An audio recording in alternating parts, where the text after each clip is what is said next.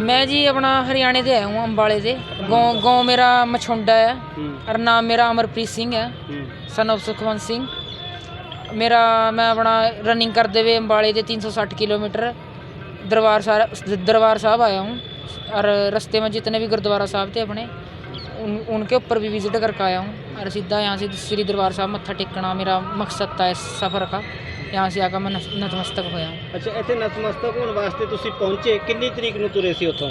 मैं जी 9 तरीक ਨੂੰ ਤੁਰਿਆ था जी। ਕਿੰਨੇ ਮੈਂਬਰ ਤੁਰੇ ਸੀ? हाँ जी, किन्ने जाने मेंबर सी? मैं जी रनिंग करने वाला मैं अकेला था, पर मेरे साथ मेरा एक साथी था जो मेरी वीडियो बना रहा था। हाँ। और जिन्हें मतलब कि मेरा ध्यान भी रखा, मतलब कि हर तरीके से जिस तरह भी मैंने डाइट की जरूरत पड़ा थी, रनिंग करते हुए जो भी मैंने पानी की जरूरत पड़ा थी या कुछ भी चीज़ की जरूरत पड़ा थी, तो उन्हें मेरा भरपूर साथ दिया। रोज किन्ने घंटे रनिंग करते सी? रोज़ जी आप लगा लो जी 1.5 घंटा तो कम से कम लगा कर चलो, 1.5 से 2 घंटा लग जाएगा था मैंने, क्योंकि मौसम के हिसाब से रनिंग करे करूँ। ना जी, मैं रनिंग करते हुए पहली बार आया हूँ। वैसे मैं आया हूँ यहाँ से दरबार साहब। मैं जी रस्ते में सबसे पहला फतेहगढ़ साहब मत्था टेकिया, फिर श्री कोतवाल साहब मत्था टेकिया, फिर अपना चमकौर की गढ़ी में मत्था टेकिया, फिर श्री भट्ठा साहब मत्था टेकिया, फिर बाबा बजित्र सिंह जी के स्थान पर भी गए जो सा वहाँ से है बनया हुआ। फिर उसके बाद मत्था टेकन आए हो, ताड़ी इत्थे कोई श्रद्धा सुखना सी, ताड़ी कोई श्रद्धा सी? मैं जी मेरा मोटिव ये था कि मैं जब मतलब कि मैं गेम करे करूँ था, तो मतलब मैं एथलीट हूँ, तो हर ऊपर से एक सिख भी हूँ। तो शुरू से मेरे मन में यही था कि मैं कुछ अपने धर्म जोगा करूँ।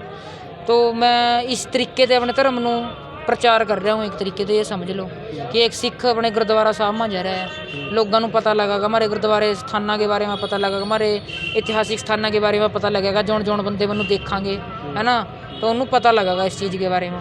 तो ये मेरा तरीका था एक तरीके से अपनी सेवा करने का, जिस तरह और लोग सेवा कर रहे हैं, धर्म का प्रचार करके, कोई प्रचार करके कर रहा है, कोई पेंटिंग करके कर रहा है, कोई राग लगा कर रहा है ना, रागी सिंह राग करा, प्रचारक एक प्रचार करा। इस तरह मैं एक एथलीट हूँ, रनिंग करूँगा, तो मैंने अपने रनिंग का जो सा गुण था उसनों यूज कराया और अपने धर्म जोगा कुछ काम कराया।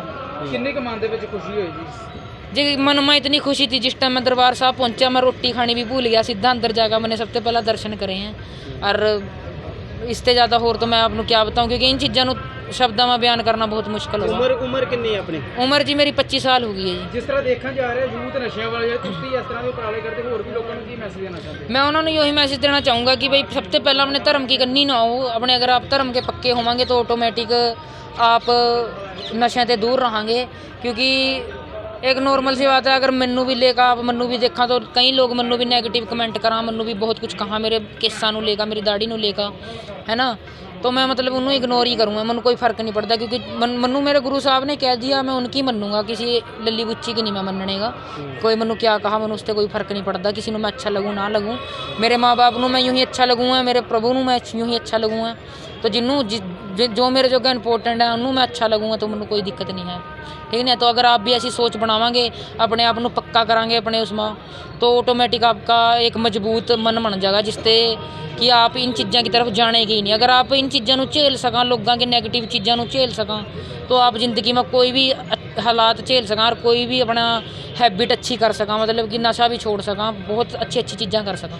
360 किलोमीटर? हाँ जी, 360 किलोमीटर लगभग। कितने दिन लग गए थे आंदे? मैनू जी 19 दिन लग गए। 19 दिन? हाँ जी, 19 दिन से सारे गुरुद्वारों की यात्रा करके? हाँ जी बिल्कुल जी, हाँ जी बिल्कुल जी। मैं बहुत से गुरुद्वारों की यात्रा करी, कुछ तो मैं अपनी जौन सी संगत जुड़ी हुई थी उन्होंने दिखा भी नहीं पाया, बट मैं परमात्मा का शुक्रगुजार हूँ कि मैनू गुरुद्वारा साहबां के दर्शन हुए हैं, है ना। कि भाई मतलब कि मैनू दर्शन हो गए, पर मैं माफ़ी चाहूँगा जिन्हों मैं दर्शन नहीं भी करवा पाया, जो सा गुरुद्वारा साहब रह गया, है ना।